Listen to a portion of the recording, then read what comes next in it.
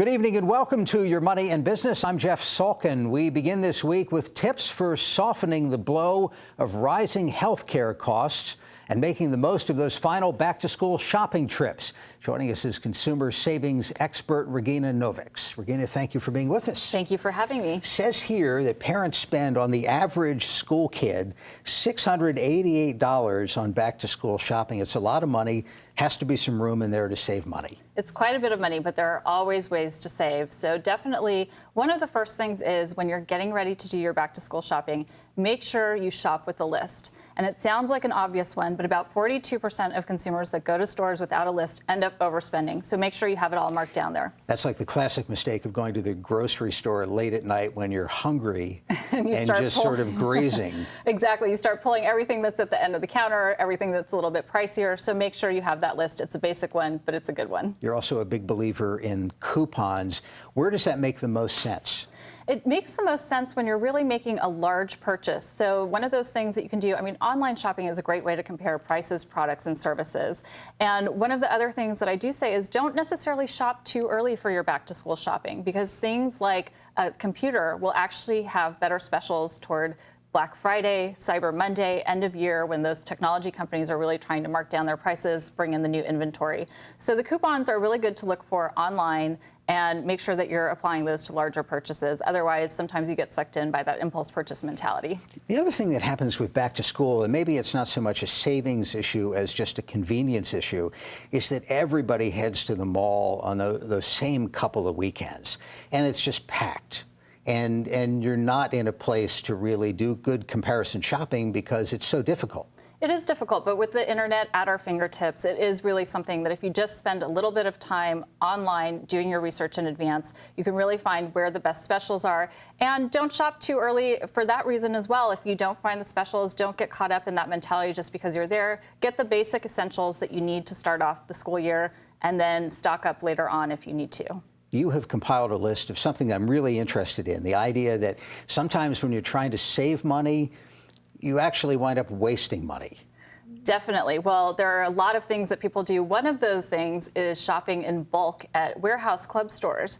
And the reason for this is that sometimes the item may not be the price per unit may not be as inexpensive as finding a sale at a grocery store. There's also about a quarter of the amount of food that consumers purchase over the course of the year they end up throwing away. So for an average is family... that just at like the big box warehouse stores, or that's overall? That's overall. So just looking at your food purchases overall. But over the course of the year, for a family, an average family of four, that's about $2,200 of food that's being thrown away. That's unbelievable. Say that number again. It was a quarter? It's about a quarter of the food that people purchase, they end up throwing away, and that adds up to almost $2,200 a year that's thrown away in food that you're purchasing.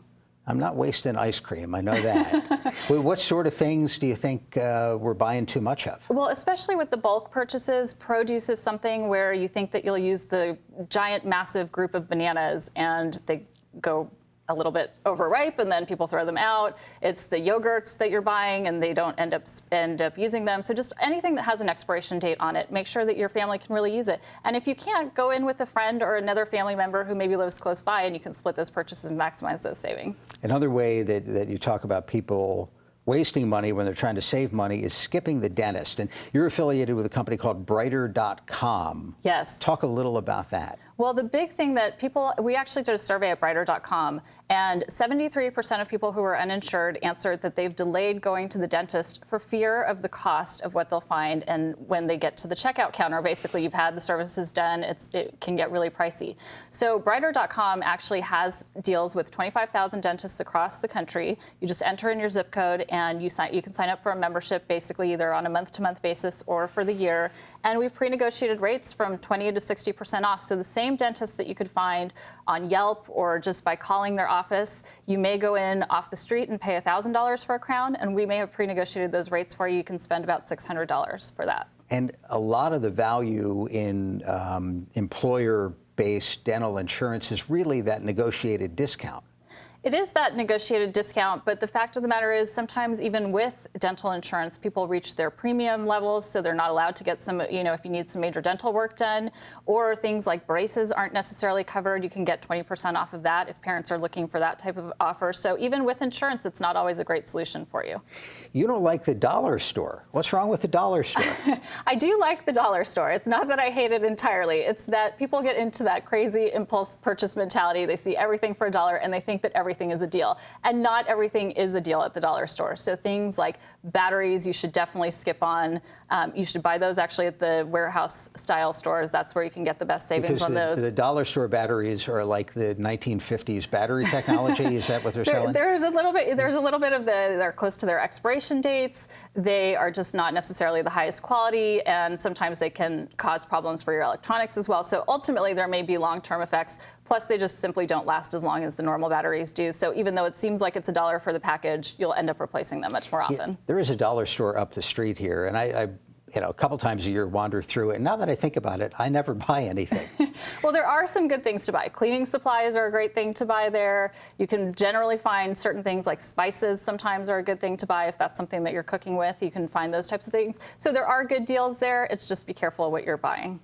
You don't like Groupon either. What's wrong with Groupon? About 20 to 30% of Groupon or Living Social users end up having their deal expire before they use it. So they just simply go unused, and people end up looking at these sites thinking it's a fantastic offer. Sometimes you can actually call if it's a travel destination, or there's a lot of yoga studio or spa services that you'll find on those types of sites. Sometimes you can actually call the location directly, negotiate a deal for yourself, and you won't be limited to those sort of expiration dates and all of the limitations that come with those group buying sites. There's a certain amount of fun to it, though, isn't there? Well, there is, but it's not fun when you get your credit card statement and you can't pay for it and you end up paying interest charges on something that you didn't ultimately use. A similar thing, another online innovation is the daily deal site, the deal of the day, the deal of the hour. Right. There's a variety of those. What do you think of them?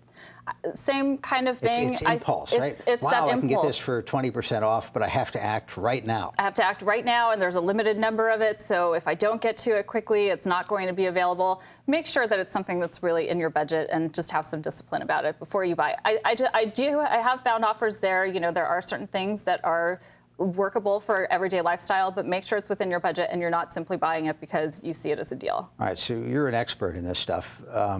Have you gotten a great deal on anything lately? Do you feel really proud about yourself? You bought a car, whatever it was, or do you feel like you've gotten ripped off or made a shopping mistake? Well, I think before really knowing about looking for, searching for promo codes online and looking for those deals online, finding those savings in general, just doing the research, about an hour of time online can save you up to $100. So one of my favorite purchases is a pair of sunglasses that was a splurge, but I saw them in store. They were $220 in the store, and I wasn't willing to pay that. So I went online, found them at another merchant, found a promo code for them, and ended up with shipping delivered to my house, got them for $120. Nice, well done. Thank you. Let's spend half a minute on the promo code idea, because you'll see that at checkout on a lot of websites. Put in your promo code, and I always scratch my head and figure, am I supposed to have a promo code? You can go out and find one at that point. Very often there is one. So when you see that box, you can simply do a Google search for the name of the merchant that you're searching on and add the term promo code to it, and a whole list of sites will come up that will probably have something for you to save on. Very good. Regina Novickis, thank you so much for coming by. Appreciate all the good advice. Thank you for having me.